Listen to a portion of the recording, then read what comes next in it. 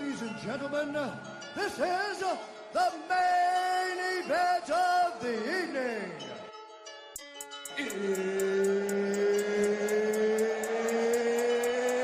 It's almost time! You didn't think I was gonna make it, did you? Welcome. And you already know what it is. It's almost time. I'm high as hell. I mean, I'm Cornbread 217. You know what I'm saying? And in the red corner, we have host extraordinaire, none other than A1 Music. You feel me? And then in the blue mother, we got our resident hater / Ginger Rage himself.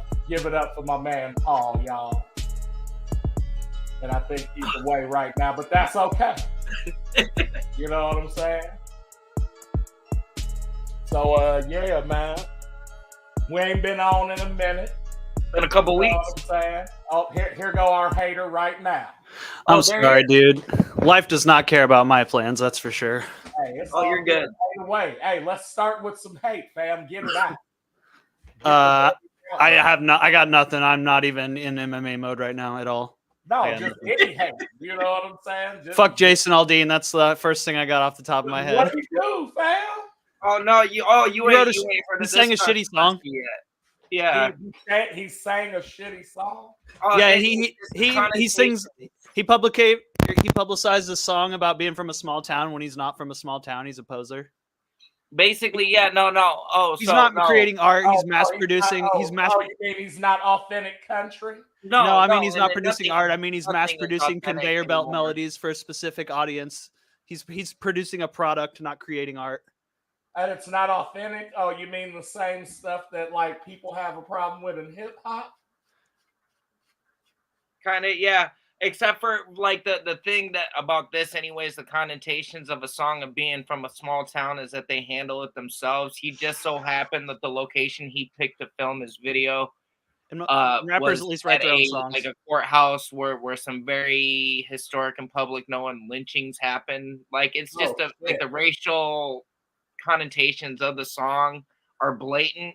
It's definitely like one of them songs. But of course, everybody on that side is like, "Oh, there's nothing racist here." Not yet, and I'm sure our heritage. People that don't see any of the racism in everyday life, you know. So, thankfully, we're not talking a shit ton about this because I probably will get pretty pissed about it. It's one of this is the hot topic of the week. And it's retarded, but you said whatever's on there, so I was like, everybody hates Jason Aldean. Yeah, fuck that guy. So I was look. I saw a cover or something. I don't know the name of the song, but it was a cover with him on it, as I'm guessing, and he had a dress on. Try the ballroom, or try that in a ball gown. Try that in a ball gown. No, I think that was some AI stuff, but. I mean, really, if you think about it, if this dude's from a bigger city than what he's leading on to, and he's pretending to be country, that's a form of cosplay, which AKA is drag. Yeah, basically. So there's that talking piece too. But luckily, though, it's not when motherfucking Susie gets cornrows and wears kente cloth. But that's cool. No, I really didn't know. Anyway. No, it's a hot topic of the week. Like I said, I've seen it. I haven't really said shit on it. And there we go. Yes, sir. Welcome. Thank you for tuning in. Apologies for coming on an hour later than we had, scheduled to. But life happens, especially when family's involved and our kids. That kind of trumps a lot of shit. We're here to join you now, though, and we have 2 fight cards to go over because we took off for Vegas. We was out there for International Fight Week and the UFC X, which we'll get into here for too long. Actually, this first hour, I don't know how long we'll end up going. I know Mr. Cornbread's a little limited. He's on standby for some things, but we're going to at least cover 290 and the UFC Fight Night for Holm and Bueno Silva because a lot happened. I guess I can say, starting out, that we hit the trifecta for betting for the first time ever in our It's Almost Time. We prevailed! Parlay boys. You gotta turn that up, fam. Turn them shits up. There you go. Parlay boys. There we go. But yeah, no, UFC 290, we put our picks in and actually hit on the card. So what we'll do, we'll just start from the bottom of the card and go to the top, starting with He 290. said, "Oh God, please, no country." No, we don't condone country usually, but our parlay song is the beginning. Dun, dun, dun, Of the dun. Shania Twain sound. Parlay boys. Yeah, Yeah. hey, You know, but that's gotta ride. That's gotta and ride. Shania is a little bit like you can get away with that. You can get away with Shania, you know what I'm saying? She's borderline. Yeah, You know what I'm pop saying? country, but like she put in her time, her work. I will listen to that over a lot of the shit that they got out that they I'll call accept her. I'll accept Reba. Word. Oh, You know, I don't know if y'all noticed it. We did have some shirts Golly's made good. up. That's God. We did have some shirts made up for the Hell yeah. convention. So when we were out there, they actually knew who the fuck we were, what we were got doing, and you whatnot. on the way, Paul. We got Yeah, you on that order. You know what I'm saying? That's cool. We just need your size. Is it boys medium? No, I'm playing. Yeah, shit. I used to be able to wear a medium about 5 years ago. Big and small in the chest, but big in the sleeves.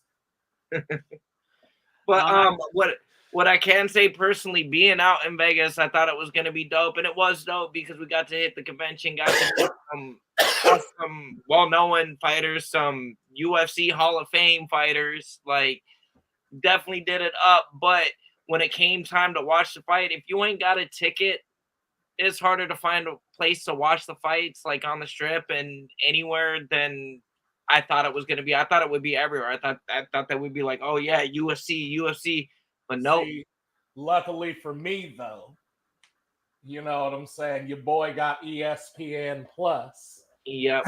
And my girl was back home and she was like, you know what, I'ma just order. I said, yeah, that's a good idea.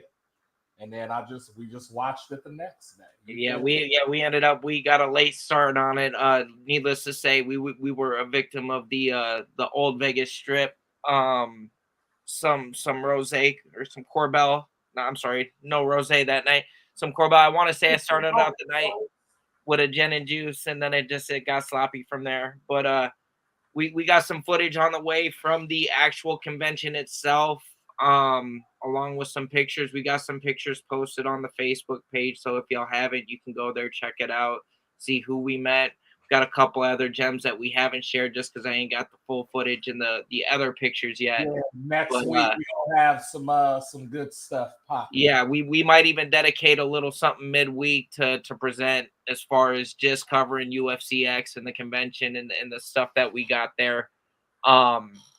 But yeah, into the first fight of the card on 290, it was Kemuela Kirk versus Esteban Rivovic, and that one was actually a very back and forth fight. Stupid. Well, no, and for real, I thought for a good round or so that Kirk had that, like just the way he kind of put it on, he got ahead of Rivovic to start out, and you ain't even talking about early prelims, huh? Oh, where am I missing? That's early prelim. Did they pull them off of the spot? Wait a minute. That's early prelim. That's the first one. That's the first one. Who you say? Kemuela Kirk and Esteban Rivovic. I was looking at Holly Holm. My fault. Oh, yep. Nope, I know how it goes. They got so many cards, bro. Like, I thought the only reason we were going to be taking breaks was like if they had a little lull, but obviously, yeah, we had this stuff come up. I had another weekend kids involved, so that's why we're here now with a doubleheader. So bear with us, and we'll try to keep it right. Dog. My fault. I fucked that up. You good? But no, like I said, it was a back and forth, and I kind of watched these, if I remember correct, because Sunday I caught up on basically all of the fights. I was not feeling good. We went out, shot a video, and the sun whooped my ass. Hey, It's real, Nick. And when you play battle royales and you camp in the storm and that shit takes your energy away, I know what that feels like for real, fam. No, he got it the year before in Arizona, and this last just a couple weeks ago. Yeah, I got it when I was out there. We went and shot at the Lux and got done just in time. Went in and got some food, and I couldn't even eat. I was shaky, like borderline heat stroke. But watched the fights. I watched a couple of them out of order, but Kirk and Rebovich went to a decision. It was a UD though for Rebovich, and he earned it. Dude, I think did more in the fight, kind of pulled it out there, and he finished stronger too. Kind of there, that third round was picking his parts and pointed it out. It wasn't even he was trying to point it; he was trying to go in and get some shit done. Oh yeah. Next one. Are you going to the next one with my man Jesus? Yep. You already know. Aguilar, that one. Ross and man. That nigga Jesus, fam. Hey, on the father, fam. He delivered one of the coldest overhands I've seen since Chuck Liddell. Chuck Liddell, fam. Hey, and even with what you big ass brick in his hand now. Yeah. Now, even with what you just said there, the breakdown of that fight lasted longer than the fight itself. Yeah. It was a 17-second flash knockout. And let me tell you something about this nigga Jesus too. Like total under the radar, just snuck up on niggas like this is his like third or fourth win in a row. You know what I'm saying? Like, dog, he came out of nowhere from Mexico. You know what I'm saying? It looks like the last one he lost. He actually lost his prior fight. It looks like against Tybura back in February. There was a submission loss that he had, but this is a good way to bounce back. A 17-second knockout. This is what people like to see. But I'm sure they'll definitely book him again. He doesn't seem like someone. Even his stature doesn't say fighter about him, right? Like, I don't, no disrespect and no racism when I say this, but he looks like just a regular ass like farmer dude from Mexico. You know what I'm saying? And then he like comes in and does his thing, fam, and you're like, wow. He's like Mexican Rocky to me right now. Is he like Mexican Bryce Mitchell without the cum sock? Yeah, you know what I'm saying? I doubt he's near stupid either. Brain damage. There's Paul's 2 cents. He says, I doubt he's as stupid either. That's a compliment. That's a compliment.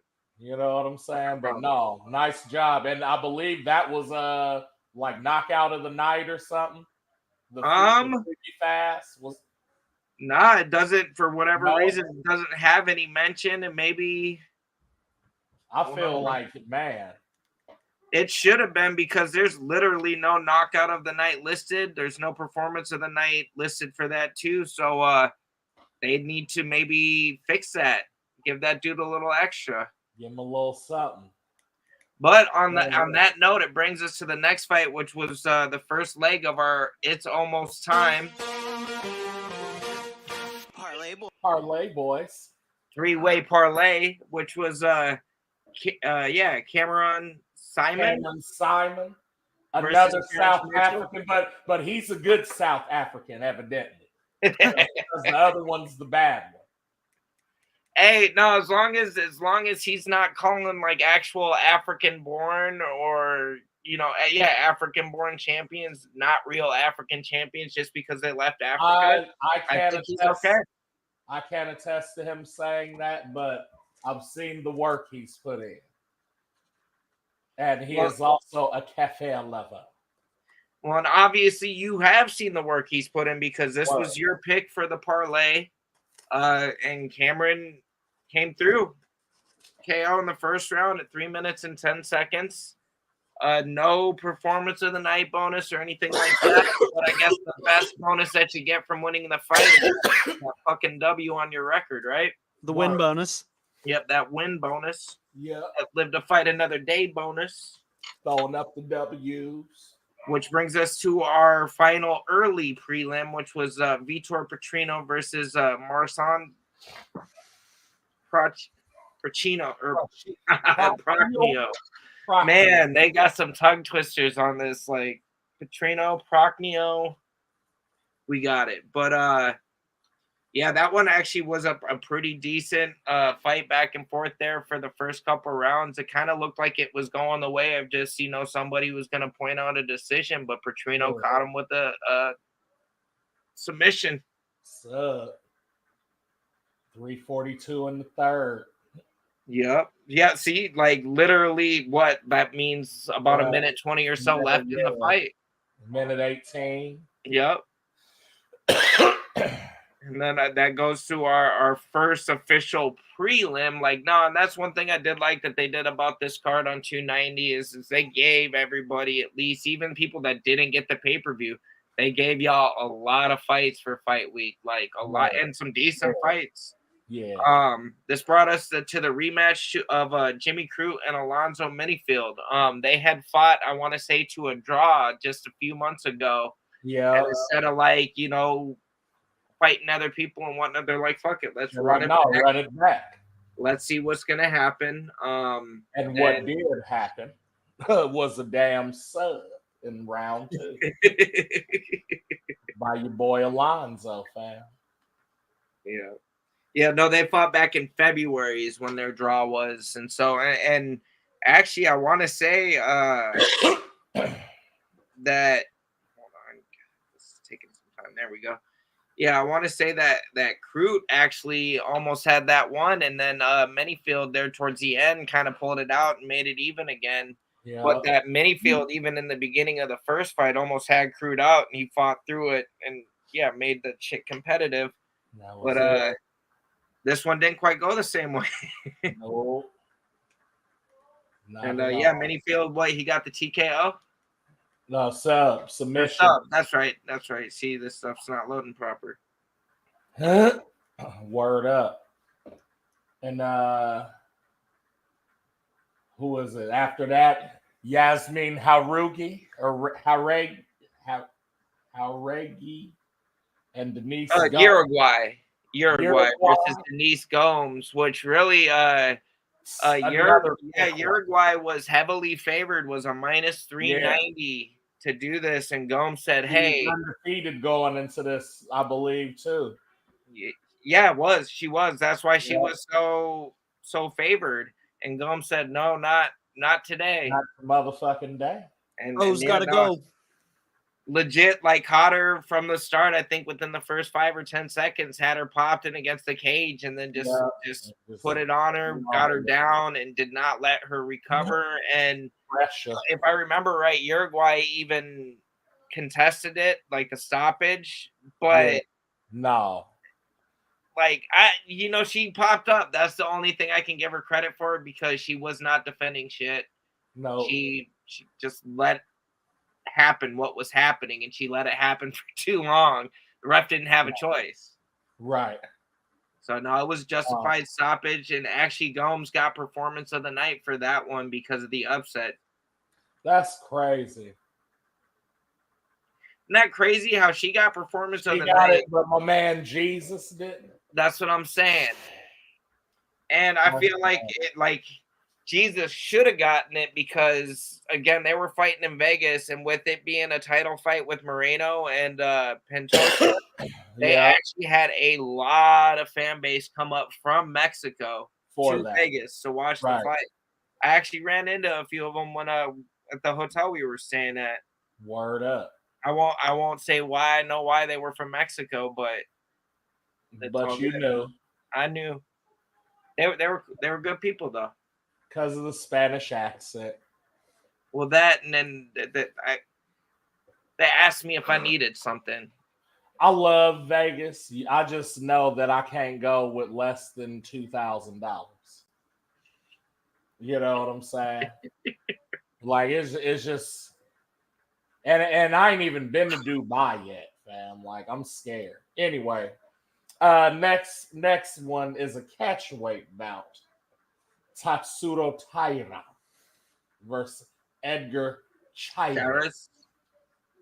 Carez, or is it Charez? I don't know. Where is he from? He's from Mexico. Then it's Chairez. See? But that one actually went to Tatsuro Taira in a unanimous decision. Word up. And I can't say that like I remember one way or another, because it's been a couple weeks since I watched him. I can't say that really anything from that fight stood out to me to where I could even talk on it confidently.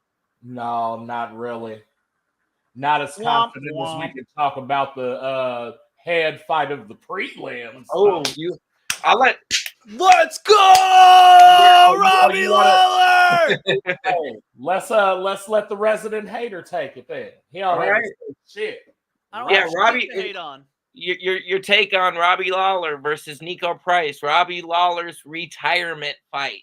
I'll just say, name a better retirement fight. I don't think anyone can. Like, DC says a lot of shit that I don't agree with, but I can co-sign or agree with what he said when this fight ended. Again, it did not last long. There wasn't really too much of a feeling out stage as soon as they locked.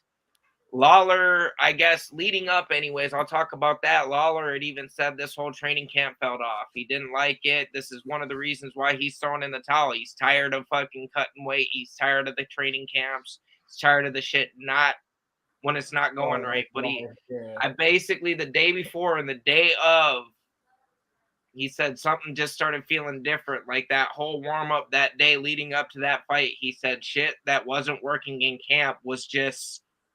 He felt loose. He felt in the groove, and just like shit was popping right.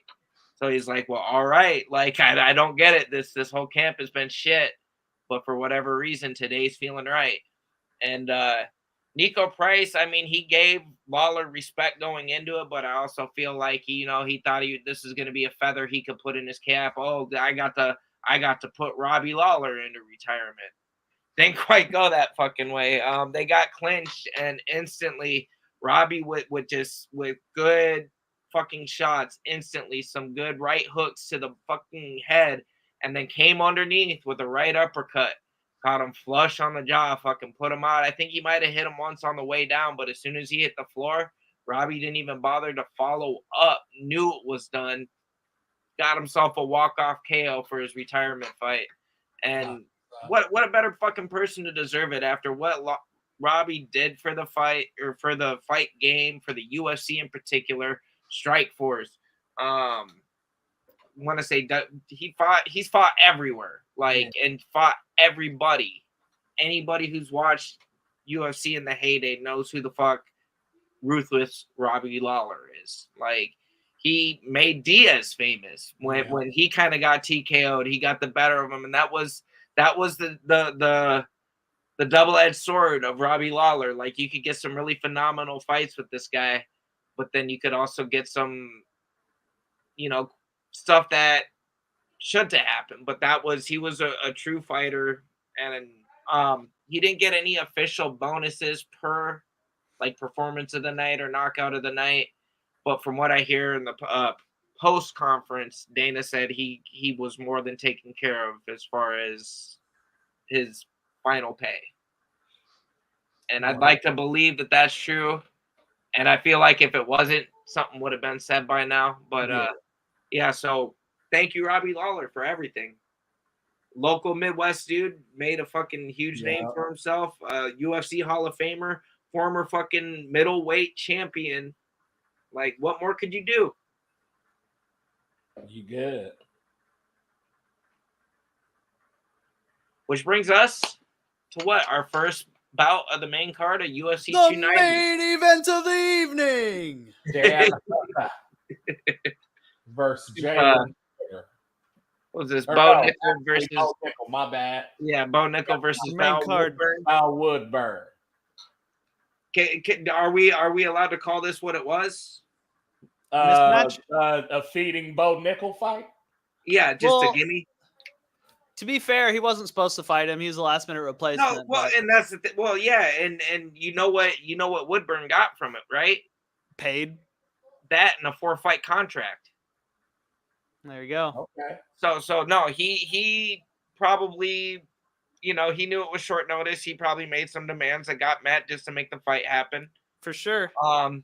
You scratch and my back, I'll scratch yours. You need a replacement? You need a fight? What I'm saying is, even let this man get a number by his name, and then we'll see what starts happening. Well, and after this, and we'll just say what happened. And actually, I don't know. This might have been the first time this has ever happened on a UFC card. Back-to-back fights, both ending the same way at the same time. Both first-round KO TKOs at the 38-second mark.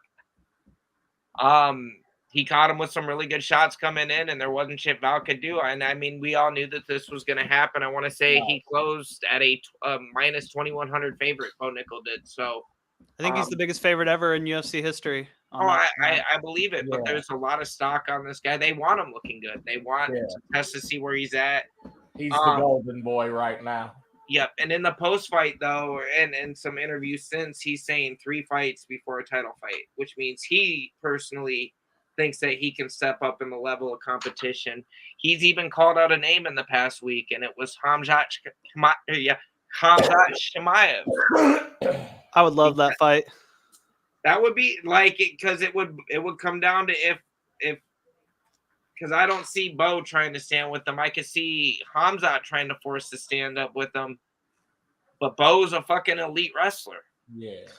So it could be interesting, and I'm sure this might be a fight that happens down the road, but I don't think as the next fight. No.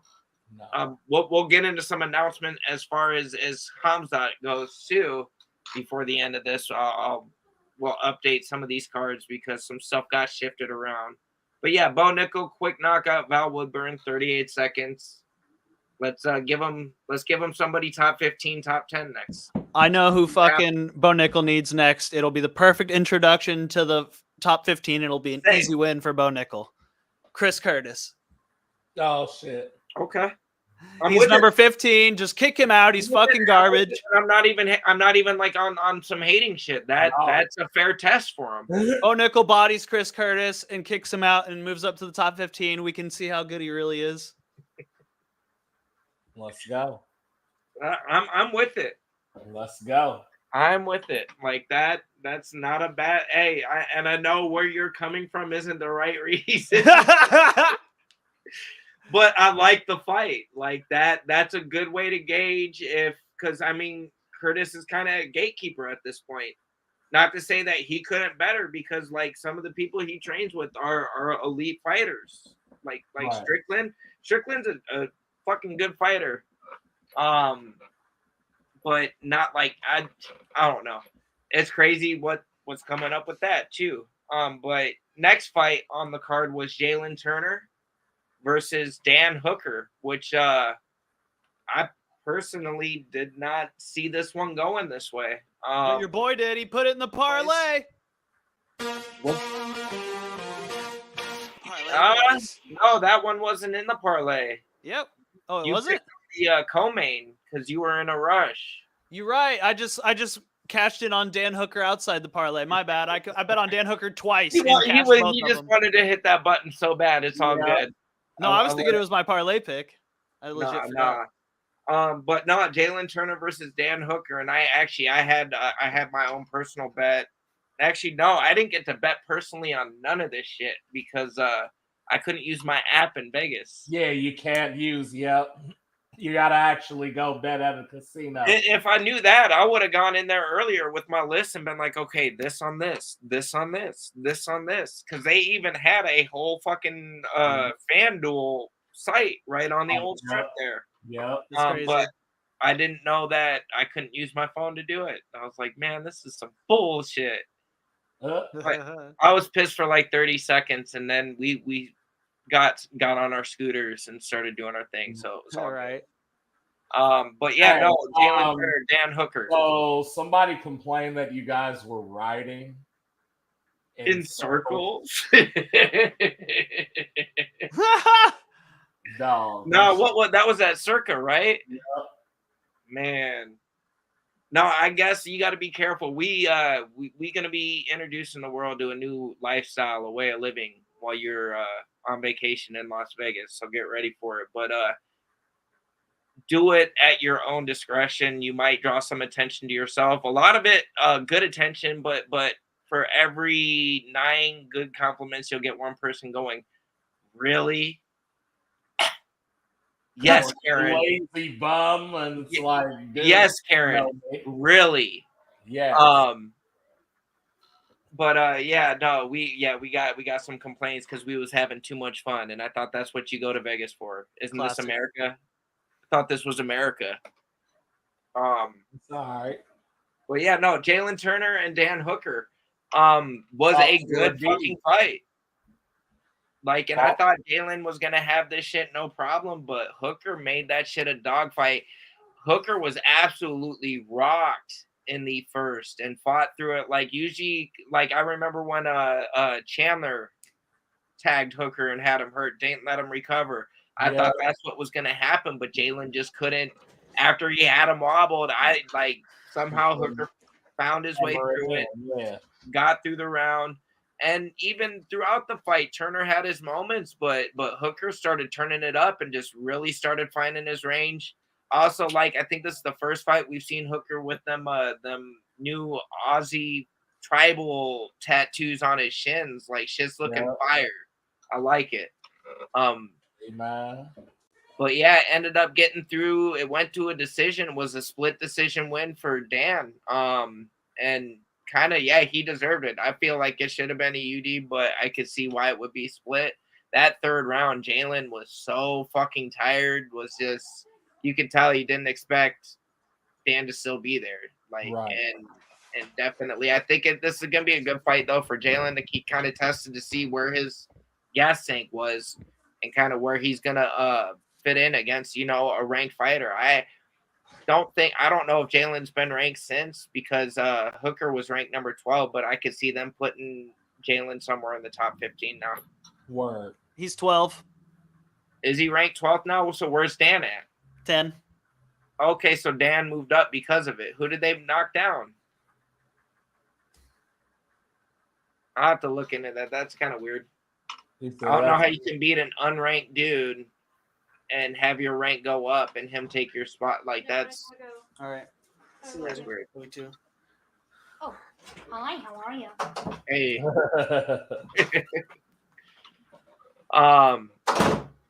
But yeah, that brings us to the not the co-main event, the co-main event, because a lot of people had their eyes on this one. This is Robert Whittaker versus Dricus du Plessis. And going in, this was not on a parlay. I want to say had money, or no, again, I keep thinking I had money on people. No, I made picks, just never got to bet. But if I was betting, my money was on Whittaker. Whittaker hadn't been beaten in 9 years by anybody other than Izzy. Yeah. And was just like, basically, like the middleweight division's in a very similar situation that the lightweight division, featherweight division is in, because you have a very dominant champion, and then you have a very dominant number one contender. Yeah. There's two champions in those divisions. There's a gate, and the competition's tough in the rest of the division. Like, and they're not like, and featherweight is especially steep. There's been arguments, in the way I'm kind of looking at it, there's an argument to be made that middleweight is one of the least stacked divisions right now on the roster, at least as far as men's divisions go. They definitely don't have a women's 185. Yeah, no, they're capped out at 145. And I think you've noticed, I'll just touch on it briefly, that I've seen a couple women's featherweight fights, or 140, women's featherweight, 145. There's been a couple of them. It's just weird. As soon as Nunez retired, all of a sudden they're like, well, we better give these other women some fights just to see where they're at. Like, let's start it up.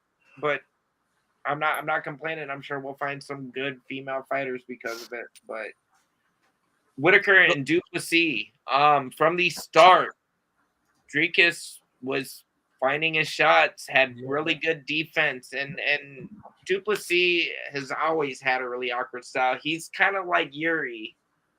He's got a style that should not work, but it fucking does. Like, they does a lot of stuff wrong. A lot of shit that, like, if you're in basic fight training, they're going to tell you not to fucking do this. Strickland is another one of them fighters. He's got this guard like this. Somebody called it the cocksucker defense because it looks like he's jerking somebody off. He's like, he shouldn't do this, but he does, and people can't seem to figure it out. Like, it works for him. Du Plessis from the start, though, that first round was putting it on Rob. I want to say secured a really good takedown. It was a trip takedown too, and was just even pulling for Whitaker. I had to give that round to Rodriguez. And then you go into round 2, and I think it literally took him half a fight, which, again, Izzy fought him twice. Finished him the first one, I think, in the second. But this last fight was a more contested fight between those two, fought to a decision.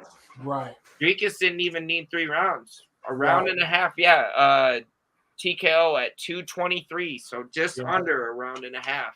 Finished Robert Whitaker.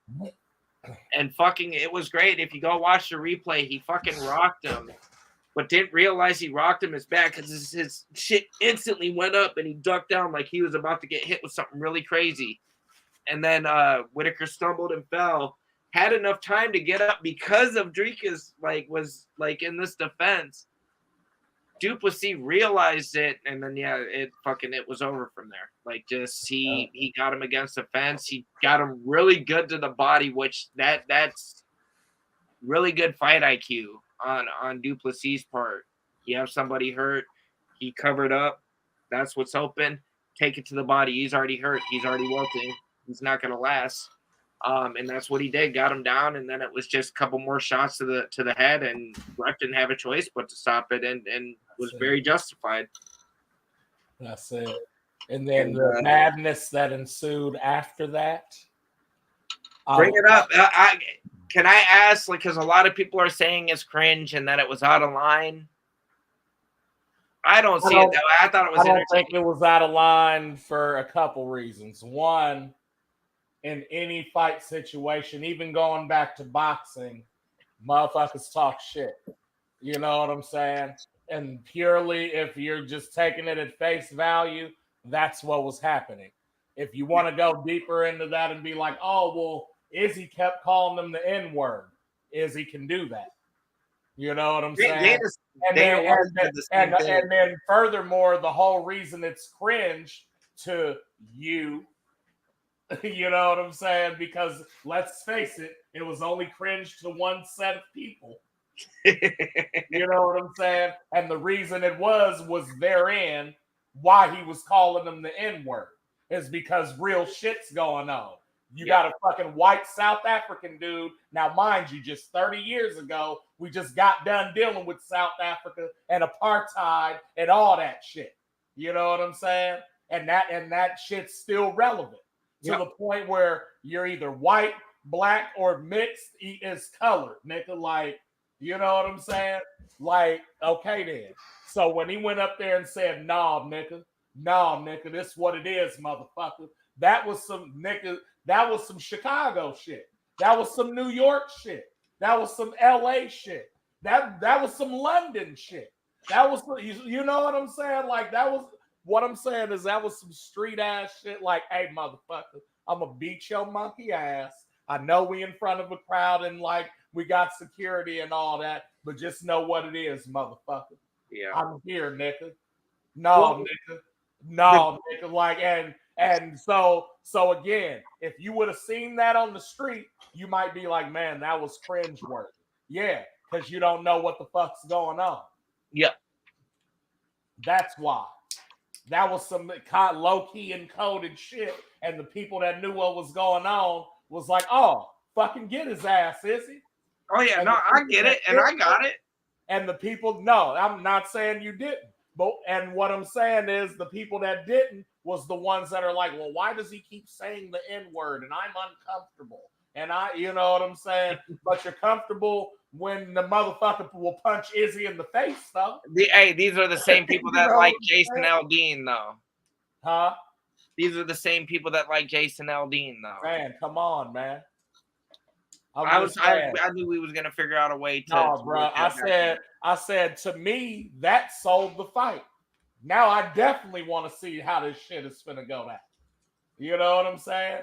Like if I didn't care about UFC before, and I seen that as a regular dude or a street nigga or whatever, I'm sold. But then to hear that he backed out because of an injury, which, I mean, that's serious shit. At the same time, what was the point of all that shit? No, for real. Like, that's one thing I don't understand is after, and obviously we're alluding to the fact that Duplessis made such a big fuss about, like, okay, if he takes out Whitaker, he's coming for Izzy. He wants Izzy. And then the showdown, and you got the N-word being thrown, and then you got Duplessis saying, well, I'm not your boy, son, or something like that. Like, nah, bro, like, there's some bigger connotations to fighting right now. Come on, man. Like, nah, for real. You say all that just for Izzy to say, okay, 293 is your shot. Come over to Sydney and fight me. And you're going to turn it down, dude? Like, why? Like, no, get back in line. You're going to go ahead and have to fight, you know, Vittori or Cannonier now. Like, and not to say that you couldn't beat him and still get that shot, but, bro, people are working through injuries all the time. Like, people get injured all the time. The prior fight, the Dan Hooker-Jalen Turner fight, I want to say Hooker broke his hand in the first round and still fought another 2 hard rounds through that pain, through that break, knowing that his shit was fucked and got that dub. Like, you either want this shit or you don't, man. And right now, I think Duplessis realized he didn't want that smoke yet. Like, I don't think he might be ready. He might not be ready for Izzy yet. There's a reason that this motherfucker's the champ and been the champ. Yep. And what? It took another phenom to even test him, and it was somebody who had beat him prior. And when he came back and beat that man, he said, you know what, I'm moving up a weight. Yep. And now watch, and I'll get to that even, man. There's so much happened in the fight world, like in these past 2 weeks. I feel like we're missing so much shit. But yeah, Duplessis got the dub, got performance of the night for beating Whitaker. Well deserved too, because ain't nobody done that shit to fucking Bobby Knuckles. Like that shit was crazy. I think I might have spoiled a couple of these to Cornbread the night it was happening.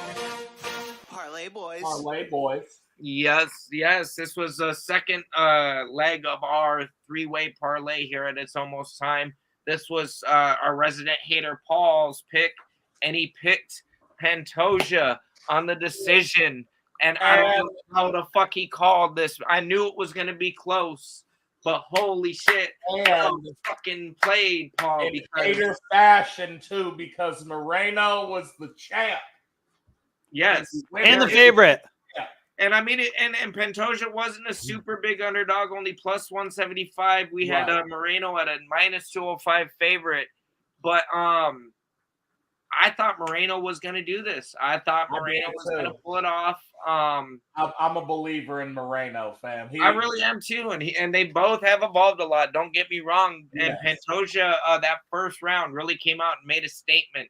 Kind of fucking dropped Moreno, had him hurt, had him cut up early. Like, we knew from the start of watching this that this was gonna fucking be a fight. Like, this is gonna be a barn burner, and it was. It was back and forth, and Moreno had a lot of moments too.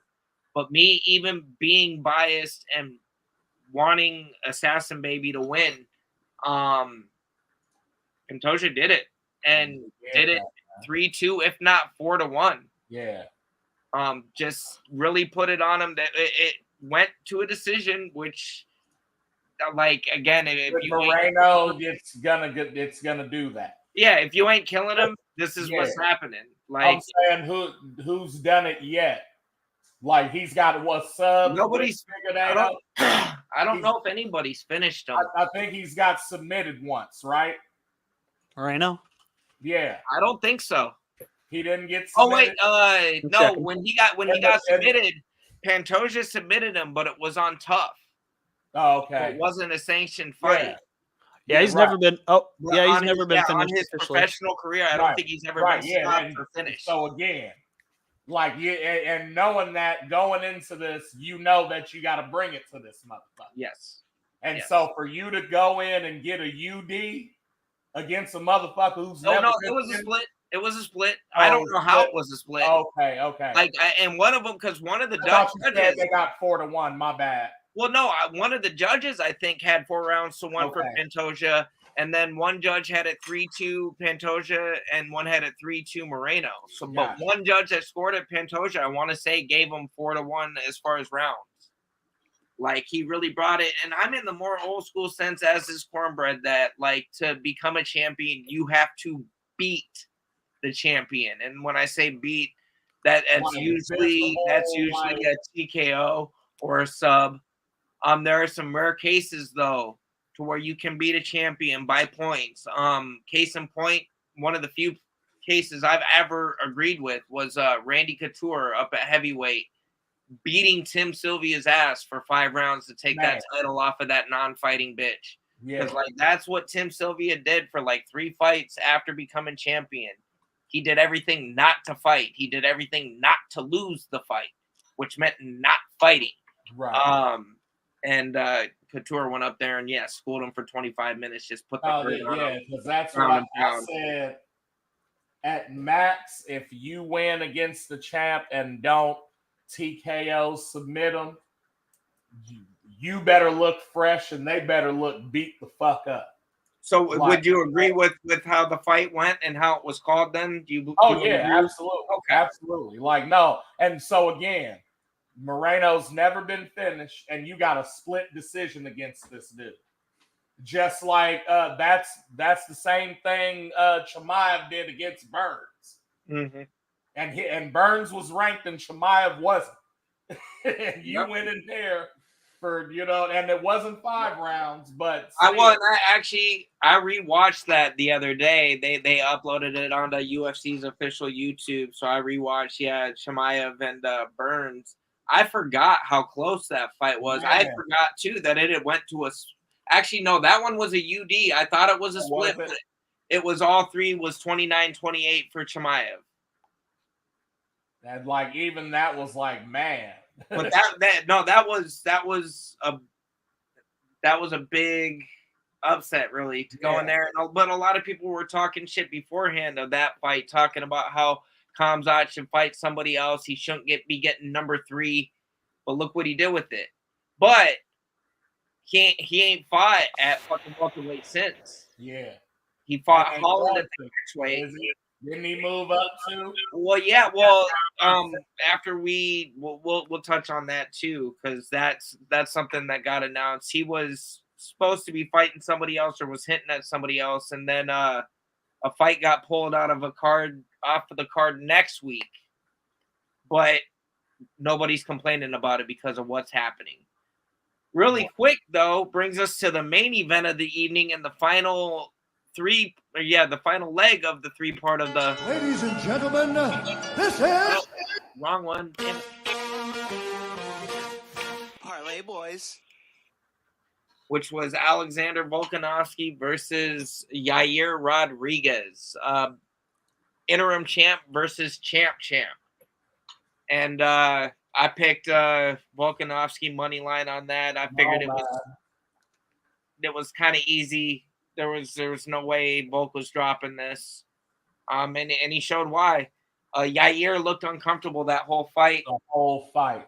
It took him 2 rounds to go by. I think it was the 3rd round. He finally started trying to pull some crazy stuff out, but by then it was too late. It was Volk had done his homework, watched how he was moving, and just was piecing him. There was 1 or 2 kicks I think Volkanovski got caught with where, and when Volk gets caught because he'll look at you and be like, yep. Yeah, okay. Good one. Yeah. That's what that was? Yeah. All right. Bah! And you're fucked from there. And that's basically how it went. I think he caught a kick, took him down, had him hurt, got him against the cage, took him down, and then it was just ground and pound from there. It's 3rd round? Yeah, 3rd round TKO. Split his eyebrow too. Fucked his shit up. With a nasty, it's always an elbow. Yeah, well, and Volk went in there with a little like Nelly cut under his eye before, like had a Band-Aid on that whole week. I thought he was getting ready to do a Hot in Here remix, but just was legit had a reason for it, I guess. Right. And I think Yair added a little mark on the opposite side of his face by the end of the fight, but nothing crazy. Like this dude gets fucked up. He got hit a little bit and then fucked dude up and went out and partied with Shaq after. That's it. Like, no, it was thought I didn't see Megan either in person now. Yeah, we didn't know. We didn't get to meet Mrs. Levy. She was over at the T-Mobile Center. He was at the convention center. It's all good. Got some other good stuff though. Yeah, no, we definitely got to meet, like I said, a lot of dope fighters. Got to see some dope shit. Got to get a little bit behind the scenes knowledge of some of the other staff there. We're gonna have some shorts we'd like to bring to you guys in the next couple weeks as far as some fun shit. I think you guys will enjoy it, but I don't want to say too much because I know I like surprises. I don't like spoilers, so we'll keep my mouth shut as far as what we got in store for you. But we got a whole other card of fights real quick that we've got that we can go over as far as the shit that happened just this last weekend. Let me slide something in real quick. Go ahead. I was on some hater shit a minute ago when we were talking about the women's featherweight, and Amanda Nunes. So I went to the rankings because I was going to see what's up. I noticed that there was no women's featherweight rankings, but that's not the interesting part. I went to the athletes roster. Chris Cyborg is on there. In the UFC? What? I think UFC bought Bellator. There's a lot of Bellator fighters on the UFC roster right now. I know you mentioned that. That's what I thought you were getting at, but I didn't realize Cyborg is back. Cyborg's Bellator, yeah. Well, I didn't realize that she was back listed as a UFC fighter, though. That's crazy. Yeah, that's the only reason I could think of why all these Bellator fighters would be on the UFC roster website. Because that's where most of the women's featherweight fighters are. That might be why they bought it up, is just to get the women's featherweight. Yeah. Because PFL was having trouble too. They should sign Kayla Harrison and then have Kayla Harrison and Chris Cyborg fight for the Holy shit, that would be fucking epic. Finish the thought. They were trying to get Chris Cyborg and Kayla Harrison to fight, but they wouldn't co-promote between PFL and Bellator, and now Chris Cyborg maybe got picked up by UFC, and Kayla Harrison is currently a free agent. So maybe they'll make that fight in the UFC. UFC will make the fight that PFL and Bellator couldn't make happen. Another note on 290 is after the fight, Volkanovski did a little stare down with Ilya Topuria.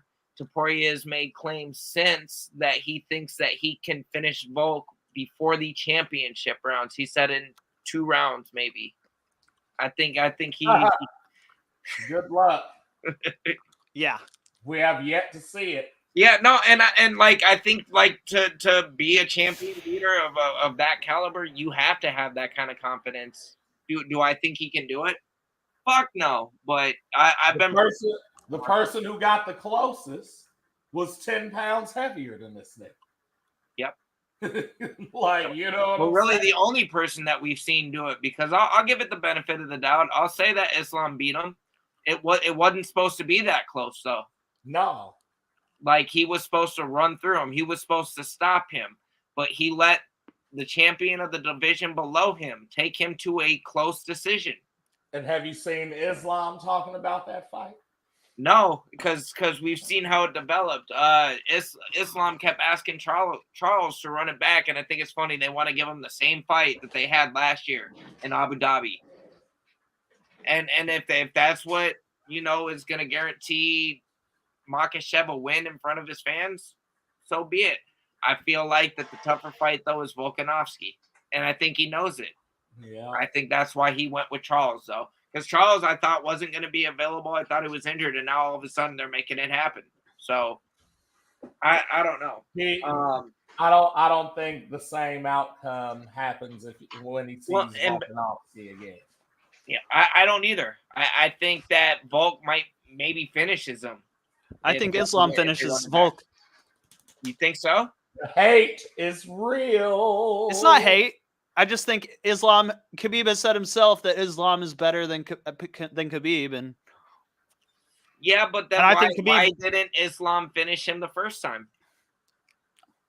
He just wasn't able to. He's that Sometimes different fight this time. You know, different shit happens different day. Every fight's different. What do you mean? You can fight two. You can have two guys could fight 10 times, and it's not going to happen the same way every time. Who the fuck has Islam fought since? Nobody. I'm just saying, you could take 2 fights and have them 10 days from each other, and nothing different happens. It's going to be 2 different fights. I don't know, fam, because Figueiredo and Moreno fought 4 times. Nigga. Yeah, we saw what happened. And I'm not saying the fights wasn't different, but the outcomes. That proves my point. You got a loss. You got losses on both sides and a draw. It happened 3 different ways. Yeah. From judges. That's the difference. I don't see Islam finishing Volk. I don't think he took him seriously the first time. I think he thought it was going to be easy, and now that he knows it won't be easy, he'll take it more seriously. Well, and I don't think there's much more that he could add to his cardio though, because by the end of that fight, he was gassed, and I feel like Volk knows now to put it on him faster, drain him quicker. Same thing with Islam, though. You know, he could do the same thing. What I'm saying is, again, he could adjust the same way. Seen what happened in that fight? We seen that Volk is basically Goku, nigga. Like he said, I lost, but I'm colder because I did that shit. And I think it's gonna be too little, too late because they both gonna go in knowing the shit that they know. The difference is, again, this motherfucker's still standing. You know what I'm saying? Like he lost to Islam by decision, nigga. Yeah. You know what I'm saying? Like, so talk all the shit you want, that could be anything. Until we see, but we saw definitively that Islam could not keep this nigga down. Anyone. So that part's gonna remain. What I'm saying is, what's gonna step up is, yes, on both sides. I didn't take him seriously. Now I will. Well, you know what, motherfucker? It's too late because I fought you already and already downloaded your shit. Yep. Maybe. So it's gonna be an extra one for you. Like, you know what I'm saying? Right. So no, Again, I felt like, and I said this even when at the beginning of this year, this season, whatever you want to say, I felt like the Islam Volk, the first fight was fight of the year. You know what I'm saying? Damn near this last fight was fight of the year. If that nigga fights one more time this year, nigga, just give him fighter of the fucking year. Yeah, well, it's too late because they get the shit to Bones. No, that's the SB. Yeah. Well, the SB need to, like, they need he can have the SB this year. But fighter, did he actually get it? Bones did, yeah, for fighter of the year. For fighting fighter of the year. Oh yeah. That ain't as bad as Caitlyn Jenner for woman of the year, but true. You know what I'm saying? Speaking of women of the year, a good way to transition into the women headlined Fight Night Live, Holm-Bueno Silva. Hey, and I don't know if y'all noticed it because y'all took my tag away. I did come up with a good pun. I was AKA Mr. Brandon Moreno. You took it away when you put the recap up. I didn't put that up. Somebody did. Well, we need to update that now. There we go. Yeah, AKA Mr. Brandon Moreno, because the shit's over. Moreno. The judges, they'll allow it. That's borderline though. You know what I'm saying? Come on, that was good. That was awesome. I approve. You know what I'm saying? But I had to talk to Sal D'Amato on them niggas real quick. The only fight I actually did miss on last weekend's card was the first prelim, the Ashley Evans Smith versus Eileen Perez. I didn't miss it.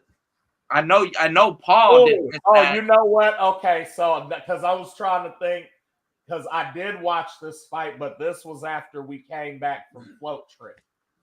Got you. See, yeah, I had got back and I was supposed to drive up that day. You already know what happened with me. I ain't gonna get into all that mess, but yeah, I was able to watch the fights live.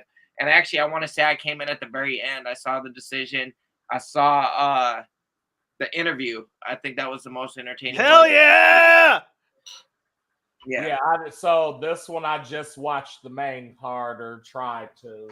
Got you. Well, Eileen Perez pulled out a unanimous decision with that just beautiful dump that she got back there. Like she yeah.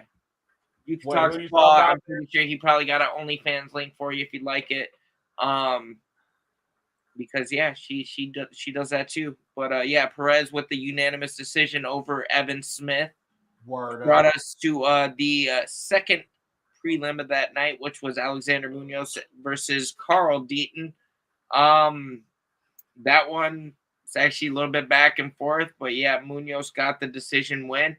Munoz was probably supposed to eke that win out a little bit easier than he did, but Deaton made that a fight. So no complaints here. Next fight was Tyson Nam versus Azat Maksum, which again, this is a Kazakhstan fighter. You already know usually what you're gonna get when you get them. But Nam made this a fight. Yeah. Nam made this a really good fight.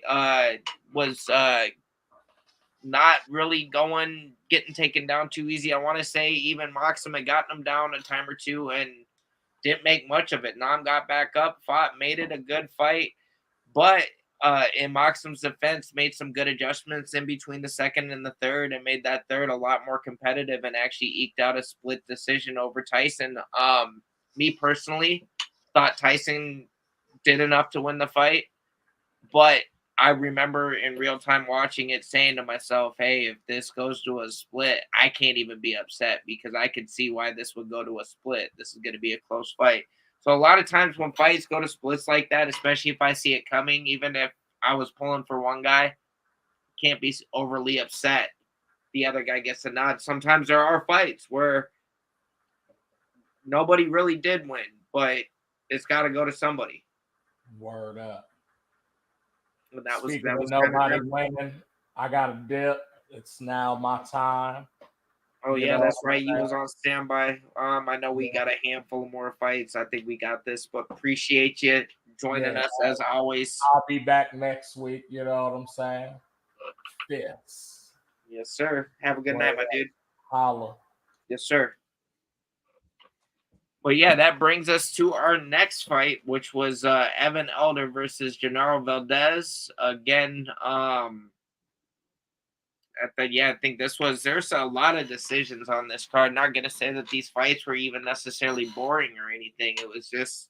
I wrote down a note for this one specifically that it was a banger and multiple drops from both guys. Yeah, I was going to say, this is one of them that was actually a very entertaining fight. Nobody just was able to pull out, Right. you know, to actually finish it. And yeah, Elder got the dub and was unanimous decision. I want to say he rightfully so got the dub, but Valdez made it entertaining. Right. Yeah, it was a good fight. I enjoyed it. Lots of oh shit moments. Yep. And then the next fight, even after that, was another. It went to a decision, but it was Austin Lingo versus Costa. That one again, I don't think it was supposed to be as back and forth or as close as it was. I know Costa was favored to win, so it doesn't necessarily surprise me that he got the dub. And I want to say even towards the end of the fight, Austin looked a little bit gassed, but I don't know. I think that Costa might be a problem at some point. Yeah. He looked like his striking was pretty clean. I know that's just echoing what the commentators were saying, but still, Yeah. I Well, thought I saw it this as well. I want to say he had Austin hurt early, but Austin kind of was one of them fighters that usually does get fucked up a little bit early, but usually comes back and starts to outpoint you. He just wasn't able to do it with Costa. Next fight was Victoria Dudikova versus Estela Nunez. This one was actually a really quick fight. Dudikova got the KO TKO. Is that Amanda's wife? Yes. I thought so. Yes, it is. So yeah, Dudikova got the dub though real quick, and looks 7-0. Isn't that crazy though? How like she could be married to the GOAT and it just doesn't translate the same. I mean, they Right. do the same training and shit. And I mean, I want to say didn't Nunez's wife? They didn't adopt. They got in vitro, and didn't Estella actually carry their kids? I have no idea. I never looked that much into it. I want to say that's how it played out. I could be wrong though. I did not know what the fuck I'm talking about, but I want to say that's why she hadn't been fighting. Is That makes sense. But then that brings us to our featured prelim bout. Anyways, Tucker Lutz versus Malsic. Man, Bogdasarian. I was like, man, am I gonna murder Yeah, this it's an gnarly one. Yeah, no. And Tucker Lutz was a plus 140 underdog. Went to unanimous decision, and yeah, Bogdasarian did get the decision. Lutz didn't look necessarily bad, but yeah, Malsic definitely did more. I could see why he got the nod. Again, like this, yeah, was a lot of damn decisions, at least in the prelims. Right. The first featured bout of the main card was Nazim Sadikov versus Terrence McKinney, which Terrence, I want to say, was favored to win this fight, and something's happened to him these last couple fights. He hasn't been quite the same as what he was when he first broke on the scene. He was really flashy, kind of running through people at first, and just kind of hit some walls his last couple fights against some of these fighters. Moving up in competition. Yeah, and that's what happens. But again, this could be a blessing for him, because when you hit those walls, when you kind of hit that ceiling and figure out what your competition is, it gives you a chance to level up. It gives you a chance to kind of test that water and see what the fuck you got to be facing and where you got to be at. And so, if he can go back to the board and make those adjustments, I'm sure he'll be all right. That's why I want to see Bo Nickel tested. I don't want to see him crush cans for 3 more fights. Not exactly. Like, and there I get why they did it, at least at first. There's nothing wrong at first with testing him against a no-name or somebody that you think he's going to beat. But especially after this last fight, the way it was a 38-second fight. And he was a 2,100 minus favorite, Right. Like, what are we doing here? Yeah, like, for real, you just okay paying him $50,000 to fucking right. Do that shit. Like, and if you are, that's okay. But like, nah, let's give him some competition. I like what you said. Give him Chris Curtis, ranked number 15 in that division. He's ranked, and that's a good jump off point. If he runs through him, then definitely give him somebody 10 through 5. If he runs through then give him, number 3. If he runs through then give him a title shot, But yeah, start giving him some more competition. I agree. We're okay. Yeah, on next to the next fight. dumpy. Yeah, this next fight though on the card, this was the most entertaining fight of the card, in my opinion. Norma Dumont versus Chelsea Chandler. And there was some bad blood kind of leading up to this that week. I think the day before the fight, there was some back and forth of just, I think Chandler flipped Dumont off, and I don't know for what, but it fucking rubbed Norma wrong. And she's like, no, she told her, and I think she told her in Portuguese, like, hey, fucking tomorrow. Right? Yeah. Like, it's just wait, tomorrow. Let's do this. And sure enough, this was like the very fucking beginning of the fight. It started out, they came out, no touch of gloves, none of that shit. And Dumont caught Chandler with a nice combo right off the bat, hard and on point into the fucking face. And I can't say I've never seen this happen, but it's been a while since I've seen this happen. Like a fighter straight turned around and ran. Like if there wasn't a fucking cage door, she probably would have ran out that bitch. Like I think her fight or flight kicked in. Right, yeah. Flight. And as a Right. fighter, that's not supposed to be the instinct. Right. And hey, yeah, I give her some credit because I thought like after that and the way she was getting fucked up when she got put, like when she hit the fence and Norma caught her, like I thought it was gonna be quick work. But Chelsea did make some adjustments, at least got through the fight, but not Norma for the next 3 rounds. Basically, just put it the fuck on her and fucked her up. And again, I don't know if maybe Chandler gave her that extra motivation and that with that little bird flip, or I don't know. But definitely fucked her up and made her pay for it. Indeed. This actually, and we won't be doing any of the 3-way parlays. I don't think we got any. We didn't make a pick for this card. Oh shit! Yeah, I forgot to make my pick before we got on. That was my fault. Yep. Well, this is for this for the card that happened. We'll take a look at the upcoming card because Dre did put his pick in the DM, so I know what his pick is for the parlay for this upcoming week or tomorrow's card. We'll at least make these announcements here before we leave you guys tonight. But yeah, Dumont with the decision over Chandler was a good decision when Norma put it on her, and I think Chandler might need to go to the board. We're gonna have some good memes because of it, though. Already have some good MMA memes because of that. So, right.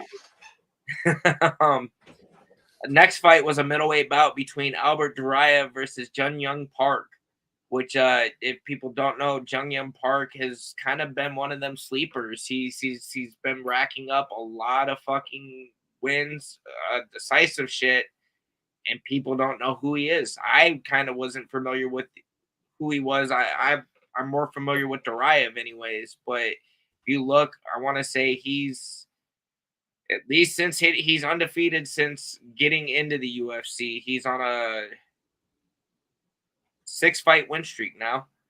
Let me see what his official record is. Yeah, he's 17-5 altogether, but he's on a 6-win tear since getting into the UFC. And no, he lost to Rodriguez in UFC. Did he? Yeah, 196.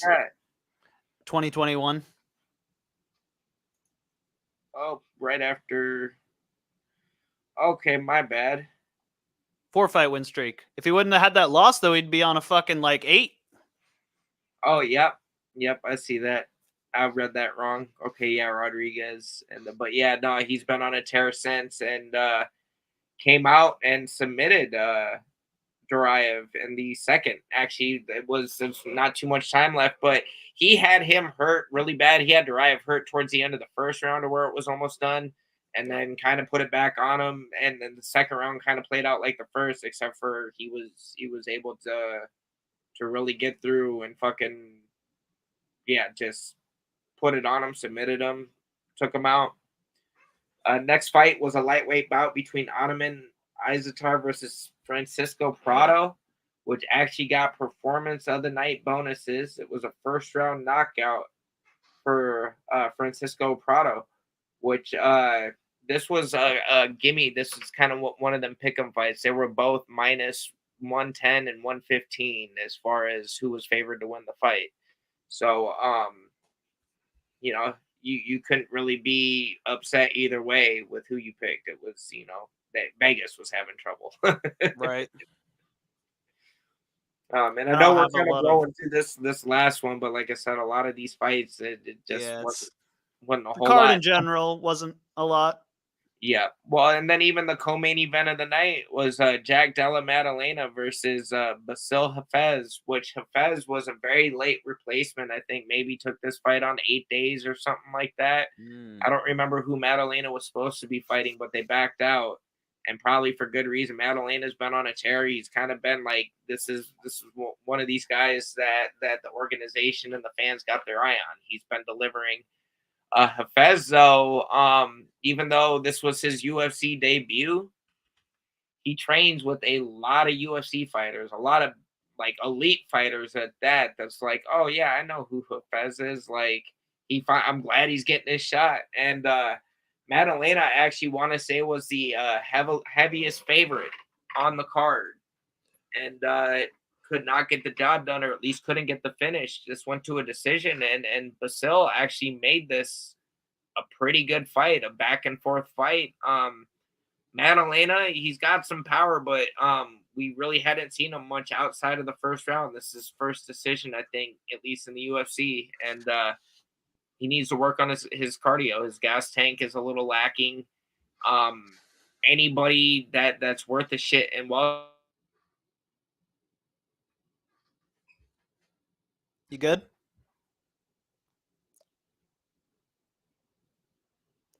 All right, we might have lost him for a moment here. Let's I don't know what happened there. We were gone. You back? For a second. I think so. All right, we're back. We're good. All right, hell yeah. But yeah, no, Madalena eked out a split decision. It shouldn't have even been a decision. According to the odds, Madalena should have fucking finished him. He's on a 15 fight win streak. I didn't realize that. Who, Madalena? Yeah. Yeah. Well, and he's lucky he got that, because this was a really contested fight. I actually had Hafez personally winning it. Wasn't surprised that it went to a split just because of how close it was. But for somebody to take that short notice of a fight and to bring somebody streaking like that to a decision, a close decision, that's all a win for Basil. I hope he gets signed. I hope he gets another chance after that, because he made that more of a fight than he was supposed to. And actually, I want to say maybe we did have a parlay pick, because I want to say I had Holm picked to win. Oh yeah, we did. I think we just lost. Yeah, well, we lost. I don't remember what fight, because no, I picked. Somebody picked Dumont, or I don't even remember. Yeah, I'm pulling it up on my DraftKings right now to see. Man, nope, don't smoke Jeters before you do a podcast. You shot Derek Jeter. Name that movie. I thought that was fucking Seinfeld or some shit. No, it's the other guys when they're mad at everybody's mad at Will Ferrell, and he got his gun taken away. Yeah, he shot Derek Jeter. You're right. Why is everybody mad at me? It's because you shot Derek Jeter. But yeah, lost. I think we lost it. Okay, yeah. Here we go. Here it was. We chose Norma Dumont. Someone picked Norma. I picked under 1.5 for Terrence McKinney versus Sadyov, and then Holly Holm by TKO. Yeah. Holm was my Dre pick. picked Dumont. Yeah, Dre picked Dumont, and then I picked the under 1.5. Yep, and then I fucking dropped the bag with Holly Holm. I didn't hate the pick though, even though the odds stated it. I figured that after, because she had a really good performance her last performance, and I knew that with Nunes vacating the title, that Holm, if she wants to make a title shot happen, was going to have to make a statement. I just and I did my homework. It wasn't like I picked something crazy. Holm was favored to win this fight, but Bueno Silva, even leading up to it, said, no, I want to make a statement. I want to be the next one. Like, this shit, it's my time. She had me convinced. Like, she had some conviction when she was saying that shit, because and that's one thing too. I always try to look in the fighter's eyes and see if they mean what they're saying. And she definitely fucking meant what she said. So it didn't really surprise me when it happened. And she said, hey, I want to finish her. If I can't knock her out, I'm gonna submit her. I'm gonna take her down and I'm gonna submit her. And she kind of lied, because she didn't fucking take her down. She just stood her up and submitted her. It was impressive. Right. And if I definitely think that Myra deserves to be in the talk as far as the picture moving forward for top 5 and possible championship chance. Like she definitely made a statement with a definitive win, a quick, and I mean, it was 38 seconds into the second round. She came out, she was actually piecing her up and actually putting her hands on her in the first too. Wasn't like she was losing the fight up to that point. Holly wasn't necessarily out of it, but by that second round, I mean, it just showed that Bueno Silva wanted that more, and she got it. She's ranked 3 now. Yeah, she got performance of the night for that too. Well deserved. Because it's, again, somebody like Holm, the accolades and the experience that she's had, it doesn't surprise me that she got performance of the night. She made a statement with beating a competitor in Holly. Moving forward, though, we're going to kind of wind down. I know we tomorrow, and it's going to be an early card for those of you that want to watch. It's going to be a free fight on ESPN Plus, but it starts tomorrow at 11 a.m. Central Time. So if you're trying to watch, wake up, make some brunch, get some beer, smoke some buds, do what you do, and tune in because this one's an early start. Some decent fights on the prelims too, and actually we're gonna announce our picks here. And let me get over to this because we gotta Bum, bum, ba-na, bum, bum. there it is.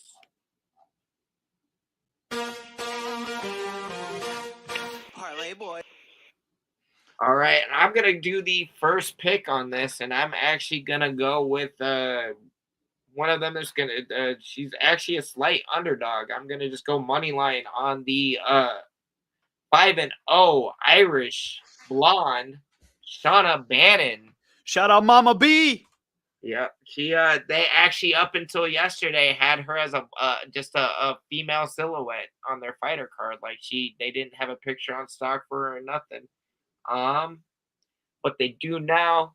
Give y'all a little preview. Shauna Bannon. She's on the prelim tomorrow, and she is fighting Bruno Brazil, and she is a plus 130 dog. That I am locking in my pick for that. Let me hop over to Locked in. 130 for the parlay. Locked in.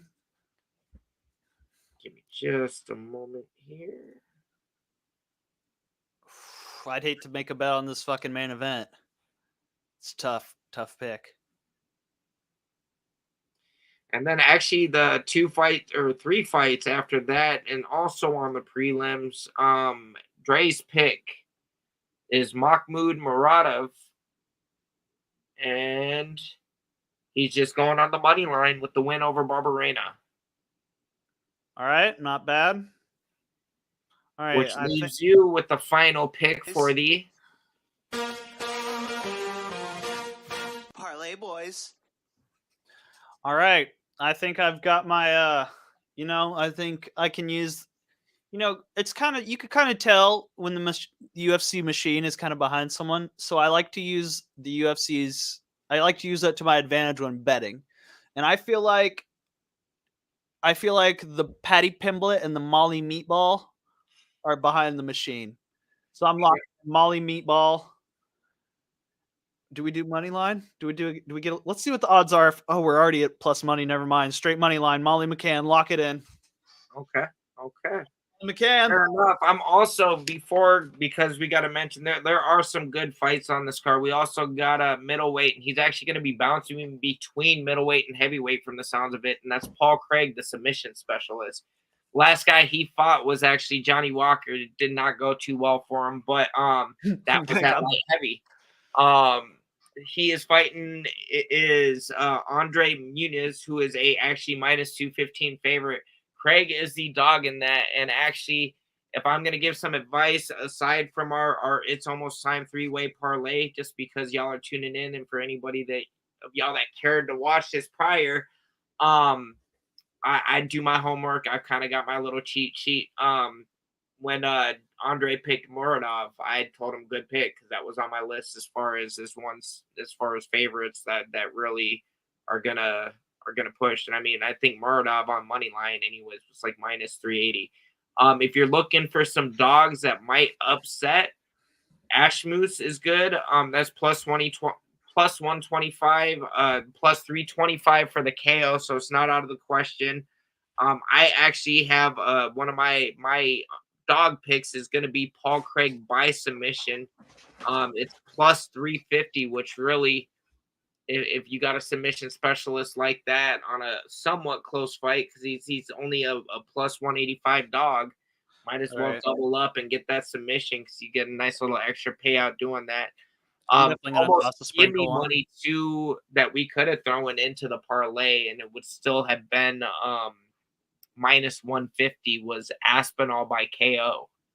So the betting lines are heavily favoring Aspinall in this main event. I also think the machine is kind of pushing Aspinall. He's been, I mean, pretty well so far in his career. And whether that be by design or just the fact that he is that dude, I don't know. But Marcin Tybura is one of the UFC's unsung heroes. And the reason I say that is because this motherfucker brought it to what's his name? Not Terrence McKinney, but what's big old dude that used to fight that was an NFL player, like to beat Greg Hardy. Greg Hardy. Yeah, he fucking The woman beater. Yeah, he beat the shit out of Greg Hardy. So I yeah. gotta give Tybura his props for that. Thank you for doing us all a favor. Is that the guy who fucking tried to get a date with fucking Miley Cyrus? He called out. I think it is Tybura. I think so. It might have been, and then he dropped the bag. Yeah. Yeah, I think that might have been him. And if not, whoever did, y'all dropped the bag. Oh no, it was Julian Marquez. My bad. For some reason. But yeah, that's next week's card, or no, that's tomorrow's card, and we are a little over a week away from really the card everybody's fucking looking forward to, which is UFC 291, Poirier versus Gaethje 2. This shit is gonna be bananas, and I know we've kind of already talked 3 cards. We're kind of gonna go ahead and talk a 4th because we're that fucking close. We'll be back Sunday to talk to you about this shit too. But a big change, actually. Paulo Costa was supposed to be on the card at 291. Was supposed to be fighting. I'm drawing a blank as far as what his name was. But all week, Paulo's been on socials teasing shit about a special announcement and just basically trolling everybody because that's what Paulo Costa does. And everybody thought he was talking shit. Well, Paulo knew something we didn't, and I think I kind of knew just the way he was talking that this was legit. Like, he's like, no, UFC, just go ahead and announce it. Like, people want to know. People are calling me a liar. Just tell them. So they told him. UFC 290, what is it, 294? I don't know. That's the Abu Dhabi card. I like it, though. Yeah, UFC 294 is Paulo Costa versus Khamzat Chimaev. And actually moving to that card, I just want to skip forward just so I'm saying this fighter's name right. I feel bad that I'm fucking drawing a goddamn blank. But there are so many fights, so many fighters, and so many things happening in the UFC right now. It's hard to keep track. Right. Paulo Costa versus Khamzat Chimaev. And then Nasruddin Imavov is going to fight Costa's original opponent, Ikram Alaskarov. Yes, that's who he was fighting next. That got pulled from next week's card, and they're both actually fighting on the 294 card. That guy's name is dangerously close to having ass liquor in it. That's what I almost said. I almost say it too every time I see his name on my Aslikarov. Wait, no, Aliskarov. But even with them pulling Costa from the 291 card, they still got a stat card. Even the prelims, you got Miranda Maverick on the prelims. I'm looking forward to that. Like, Maverick has been fun to watch so far. So let's see what happens. We got Bonfim undefeated, putting that O up. Fucking Derek Lewis. It's always a good time when he's in the octagon. You never know what's going to happen, except for when he fights Francis Ngannou. No, for real. But yeah, no, Bonfim, Derek Lewis, Stephen Thompson and Micah Pereira are fighting. Michael Chiesa, Kevin Holland, Tony Ferguson, Bobby Green, Jan Blachowicz is welcoming Poatan, Alex Pereira to the light heavyweight division. And I just made the correlation of this recently this week that I find it funny that the welcome fight to the light heavyweight division is the only person that beat Izzy prior to Pereira. It is like Alex saying something subliminally like, hey, I'm gonna go up here and beat the dude that beat you. Then what? Yeah, I think he's still trolling for that third fight, but at light heavy. And I don't know if Izzy wants that smoke at 205. He said he did. I know he says he does. I know he says he does, and he might have a chance. I'm team fucking Izzy, but Poatan is one of them motherfuckers. Like, especially on the he's already so big at 185, and Izzy didn't put on a lot of weight when he went up to 205. So just imagine fully inflated Poatan. He weighed in like just basically eating normal. He weighed in at 193 when he fought Blachowicz. Exactly. Yeah, he didn't even cut weight. So imagine like 230-pound fucking Poatan. It's like, oh my god. That's what I'm saying. If you think Poatan's just staying at the 215, 220-ish, no, I guarantee you he's probably at like 230 and still cutting 25 pounds to make that light heavyweight limit now. Like that's just, this dude is a fucking monster. And I really don't know if he wants to smoke, especially what happens if he goes out there and sleeps fucking Blachowicz. That'd be fucking crazy, dude. Has Blachowicz been slept before? Let's look. Dude, by the way, do you know what fucking Paul Craig's nickname is? I was just looking him up. Bear Jew.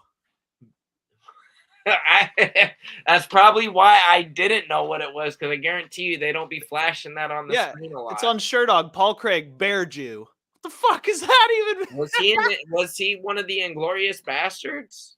I have no idea, bro. Man, I don't know. I did not know that. I think maybe I did know that. It's just, But no, actually, the money line on betting lines for Blachowicz and Pereira, they're both minus. Blachowicz is minus 125, where Pereira is 105. I bet you that line will get way more fucky as it gets closer to time. We'll see, man. Usually the line settled the week prior. Usually by now is when the line would be settling. Yeah. Because this is a ways ahead of us, isn't it? As a heavily favored. Really? Yeah, Bobby Green's minus 345 against Tony. I think really what they're playing into account is that's a good dog pick, I think, honestly. I don't have that much faith in Bobby Green. But Tony has not been fighting good. He just had that DUI recently. Oh shit, I forgot about that, yeah. And maybe, and bro, not to say that like fucking El Kakui shows up and we get Tony Ferguson old. Like that, no, that would be a good dog pick just to like, if I bet on that, I probably will bet both ways just because. Right. Like that, if you look at who he's been losing to though, the only person who's not a complete badass that he's lost to since 2020 is Nate Diaz, which arguably is still a badass. Well, and even Nate Diaz, I feel like is a badass, and I also feel like Tony kind of gave him that choke too. Knew he was on his way out. It's like and I could be wrong. Like Nate could have just caught him, but like it wasn't like he got whooped. He got, it was a fight and then he got submitted. Right. But so you could be onto that. And then, even the main event, Poirier versus Gaethje, Poirier is only a minus 135 favorite. So that's the line on that is fucking close. And personally, like that one could go either way. I'm hoping Gaethje overcomes and gets that dub just because, I don't know. I like Poirier, but I don't know if I see either one of these guys beating Makhachev though. Me either. And he's already beat them both, hasn't he? Yeah. Prior to being champion, but still, yeah. Yeah, we'll see. I don't. 155 is in a weird spot.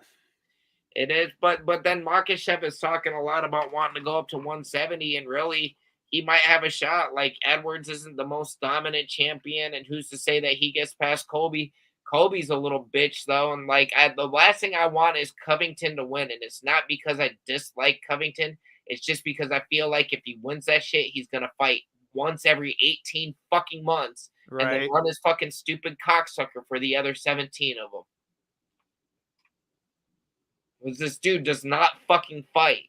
Has not fought since he fought Masvidal. Right. A year plus, and they're still letting him wait for a fucking title shot. It's bullshit. He's probably still rankings too. He's probably still in the rankings. They probably haven't even took his ranking. I want to say he's still ranked number 1. Number 2 because Kamaru Usman's number 1. But yeah. Oh, okay. Yep. Wow. And I thought if you go 1 year without activity, they take you out of the rankings. I thought they should. Technically, they should, but no. Why they don't is because he's buddy with Dana, and Dana's buddy with fucking Dana White privilege. Like, well, no, bro. And I get like Dana White's a fucking rich billionaire dude that fucking has rich billionaire friends, but dude, quit riding Trump's dick. Like, realize that half of your fan base too doesn't really fuck with Trump. My dad bitches every time he sees Trump sitting at the fucking cage side and shit.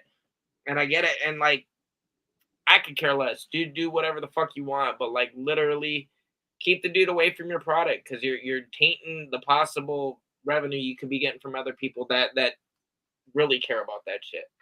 Right. But on that note, I think we're going to call it an evening. I know we did get through the 2 cards, kind of previewed a little bit with the 3 cards, hit you with our It's Almost Time 3-way parlay for tomorrow. As always, I enjoy anybody and everybody who's tunes in, gave us a follow. Like I said, if you haven't, hop over to the YouTube page, should be listed on the Facebook page, and go give us a follow on there. I don't even care if you really fucking get on YouTube like that. Just help us build them subscribers, because I think once we hit 50 to 100, we can actually start monetization, which means nothing more than upping the quality of the content here on this channel for you guys. Like I said, this weekend I plan on linking up with the buddy Mr. Cushman that helped us shoot the footage out during International Fight Week. I'd like to get this footage over and start editing that. I take it we're probably still planning on going live Sunday at some point and covering the fights that happen tomorrow. I'd like to. So, yeah, get back on that normal track. And then, like I said, if I can get shit edited fast enough, we might even have a little treat for you midweek or in the next week or two. Some behind the scenes of International Fight Week, UFC X. We got quite a bit. It was a lot of fun. One of my favorite things that I will tease anyways is I got to stand about 6 feet away from the fucking legend himself, Bruce motherfucking Buffer. Yes. Didn't get a chance to talk to him because he was in the middle of like actually doing a talk show, and I think they were broadcasting it on a Fight Pass or some shit. Let me hop over to my photos. I want to say I shared it on the main page, but I'm excited enough right now that I'm going to bring it up just to show it again, because Bruce is kind of the inspiration behind It's Almost Fucking Time here. So I got to give him his little shout. Yeah, that's not even necessarily zoomed in. Just sitting there. Hell yeah, the buff. I didn't recognize him at first because he wasn't all dappered up. I was like, who is this dude trying to be? Oh, it's Bruce. And yeah. Buff. Yeah, it's Buffer, bro. It's fucking Buffer. You know who his brother is, right? Yeah, Michael Buffer. I just think that's a crazy family legacy, dude. That's like, fucking crazy. They both just yeah, use my voice to call both fights. Creme de la creme, just in their own fucking rights. I think personally, I think Bruce has outshined Michael, and I know Michael kind of got the start and put the family on, right? But I think Bruce does it better. I agree, but I think it has to do more with UFC overshadowing boxing than. But I get it. Maybe that's what it is, that I fuck with UFC over boxing now. But like, just even like I fuck with everybody. Fucked with. Let's get ready to rumble. That was get ready to rumble. Yeah, that's I fucking. Put that. I want to say I sampled that for part of a song. Like I was like, no, that's one of them things you hear and you know exactly who the fuck said it. It's Americana. Yeah, dude, that's definitely ingrained. Yeah, but like for both of them to like take it, and yeah, Bruce probably got a shot because of who his brother was, but Bruce fucking ran with it, and Michael, I never really took as like the boxing fan that got to announce. I really feel like Bruce is a fan, right? And like really is behind the brand, like to the point where he lives the shit. Yeah, and I've never really got that feeling with Michael. I think that's why Bruce resonates with me. Yeah, I get that vibe as well. I also, I agree with that sentiment. Oh yeah. Well, like I said, as always, appreciate everybody that has tuned in this evening. I appreciate everybody's patience for the late start, not only tonight, but for the 2-week little lull while we were out sinning in Sin City and then getting burnt to all shit, floating and handling family stuff. So thanks for bearing with us. We'll be back with you on Sunday. But this is A1 and Paul. Yep. Signing out, and you already know what it is. Ladies and gentlemen, this is the main event of the evening.